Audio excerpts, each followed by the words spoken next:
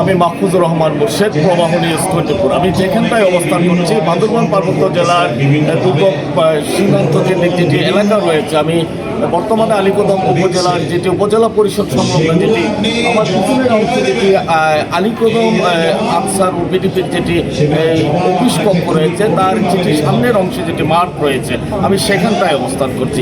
আমি একটু যদি দেখানোর চেষ্টা করি, আসন্ন ত্রয়োদশ জাতীয় সংসদ নির্বাচন 2026 উপলক্ষে বাংলাদেশ আনসার ও গ্রাম প্রতিরক্ষা বাহিনীর বিশাল এক বাহিনীর প্ল্যাটফর্ম আমি এখানে দেখতে পাচ্ছি। আমি যে ইতিমধ্যে যেটি জানতে পেরেছি, আলীকদম উপজেলার অধীনস্থ প্রায় 20টি ভোট কেন্দ্রে তারা 180 জন পুরুষ সদস্য এবং 80 জন মহিলা সদস্য মিলে প্রায় 260 জনের অধিক সদস্য তারা নির্বাচন কেন্দ্রিক বিভিন্ন সমতল এবং পাহাড়ের যে দুর্গম কেন্দ্রগুলো রয়েছে তাদের সেই দায়িত্ব পালন করবেন। এবং পাশাপাশি আমি যদি এখানে একটু দেখানোর চেষ্টা করছি, এখানে আমার পিছনের অংশে যেটি রয়েছে, এখানে মহিলা সদস্য যারা রয়েছেন এবং পাশাপাশি পুরুষ যারা নির্বাচন কেন্দ্রিক দায়িত্ব পালন করবেন, পুরুষ সদস্যরাও রয়েছেন এখানে।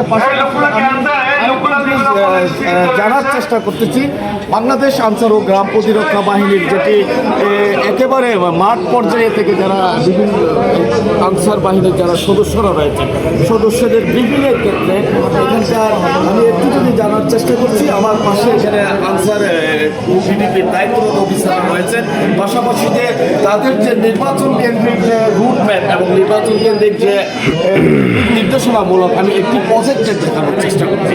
প্রজেক্টরের মধ্যে তাদের মহাপরিচালক এবং ইতিমধ্যে এখানে আমি দেখতে পেয়েছি তাদের নির্বাচন কেন্দ্রিক মাঠ পর্যায়ে যে যাবতীয় দিক নির্দেশনামূলক বক্তব্য রেখেছেন। পাশাপাশি 20টি ভোট কেন্দ্রে মূলত 260 জন সদস্য মিলে এই নির্বাচন কেন্দ্রিক দায়িত্বগুলো পালন করছেন।